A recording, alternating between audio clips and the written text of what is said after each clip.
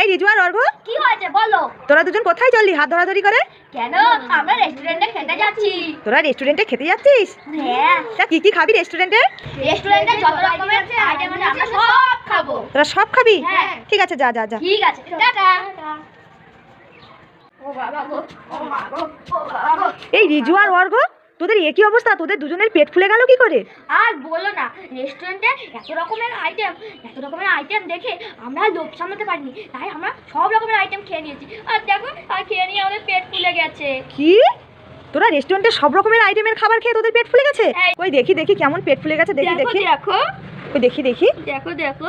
ও বাবা, এ তো দেখছি পেটের মধ্যে বল। হ্যাঁ, ওই দেখি তোর পেটের মধ্যে দেখি। এর পেটের মধ্যেও তো বল।